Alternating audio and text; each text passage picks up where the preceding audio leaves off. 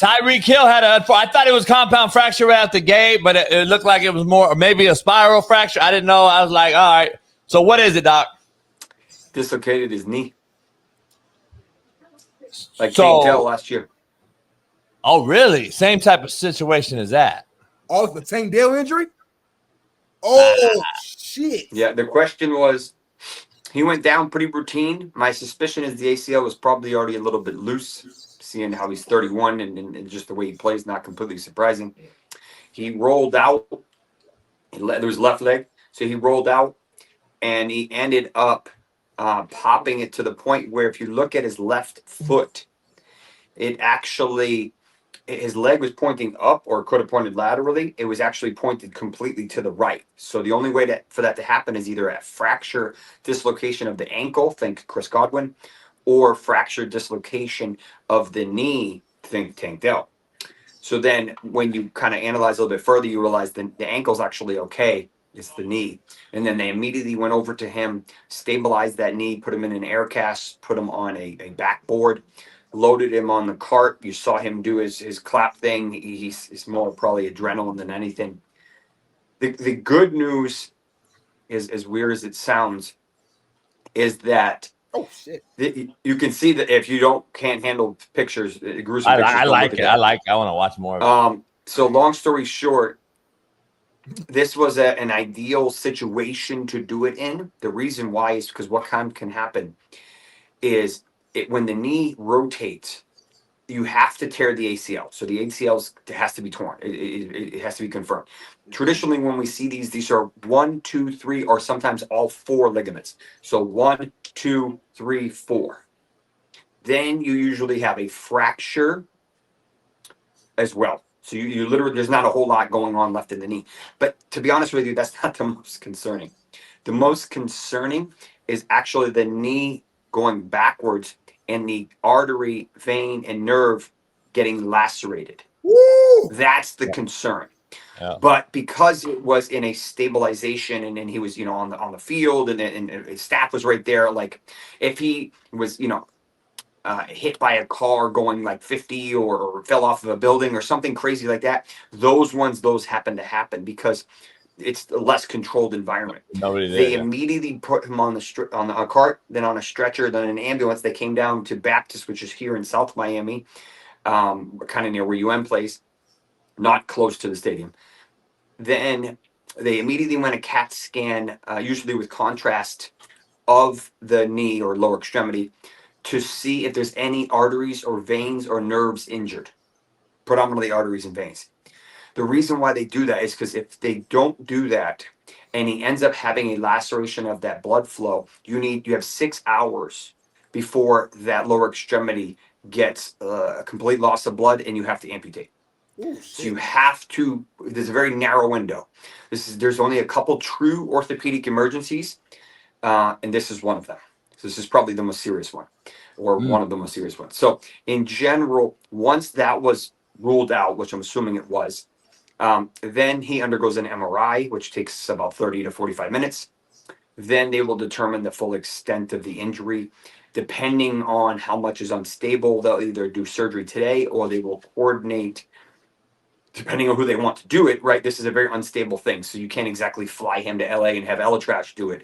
Or you pretty much kind of want to keep this in-house because the area is so inherently unstable that, but not only is this season ending, this is probably going to be career ending. Because of his age. Not Tank Dell. Tank Dell's a little younger. He's got a recovery time. Remember, Tyreek will be 32. Think of how he plays his game. Very shifty, very fast, cutting in and out of routes. This is a minimum of 15-month recovery. So 33. So that gives that 25 gone, 26 gone. So now you're starting to talk about 33, 34 season. And the question is, does he need the money? Probably that first year, even if he tried. Does he need the money per se, or is he just hanging up? And that's, in my opinion, that will not because he's not going to rehab hard. It has nothing to do with that. The nature of the injury, the nature of the severity, the nature of how he plays his game, and his age. You have all these unfortunate factors. And then I'll let you all decide whether or not he's a Hall of Famer.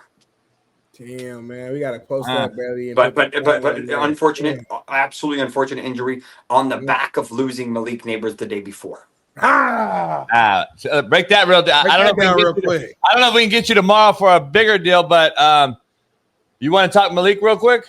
Yeah. So this is the 5th season-ending injury in the past 3 weeks. We had 2 Achilles with Eckler and Najee. Then we obviously just lost Malik. James Conner had his ankle fracture, and now Tyreek. So that was at 6. So you're getting a lot of guys here. So what happened with Nabers? Nabers planted, and you could see his leg immediately give out as he went up. So that means this happened on the stop and jump, as opposed to in the midair. So that tells me that ACL was already loose. And then when he stopped that energy, the greatest weakness was the ACL. It tore, which then showed that ankle kind of giving out, or the knee giving out, and then he jumped, and by that time it didn't really matter. This reminded me of the Michael Gallup injury from a couple of years ago. Remember when he jumped in the air and then he came down, he was already injured? That is very similar because of the way he did it. Now, 75% of ACL tears are non-contact, which means that ligament is already torn or partially torn, and this is just the straw that broke the camel's back. Now, the issue I have with this, and I've actually talked to OBJ about this personally, is that this, in my opinion, has a lot to do, or partially some to do, with MetLife Stadium's turf. And OBJ tweeted out, I don't know if you saw that. He was like, please change everything into a grass field, please. Yeah, I mean, so so remember, they've had multiple guys who have had ACL tears there. Remember, they play games there every week because both teams play there, right?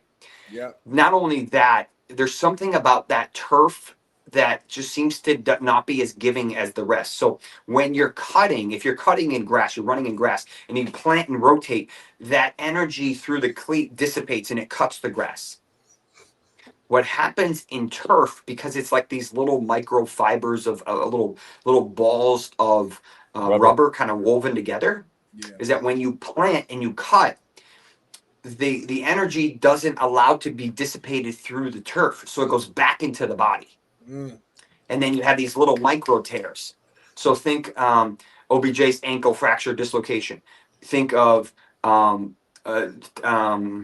Saquon's multiple issues and eventually his ACL, which was in Chicago. Daniel Jones had his ACL. So you have many of these big name guys. You have multiple of the Jets. It's a lot of these issues, in my opinion, or at least partially due to the type of the field. And this is a big deal, but I put out a tweet yesterday, and I'll finish with this. I did a deep dive. My team at the Injury Experts did a deep dive. How did the elite wide receivers do post ACL tear? Right, because that's the question. We usually think, hey, this is a game changer. Well, Jordy Nelson came back and was the wide receiver 1 the next year. Keenan Allen was the wide receiver 2 his next year. Cooper Kupp, you may remember that one, in 18, came back and was the wide receiver 3 or 4.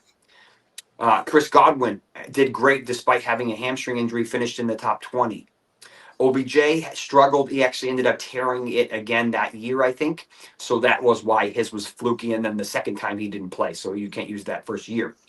Mike Williams was never really the same. The question is whether or not he was elite per se, but that's a separate discussion. So the good news, if there is any, is that Malik Nabers will still be elite when he gets back, and it could be very well as quickly as next year. But it's an unfortunate injury nonetheless.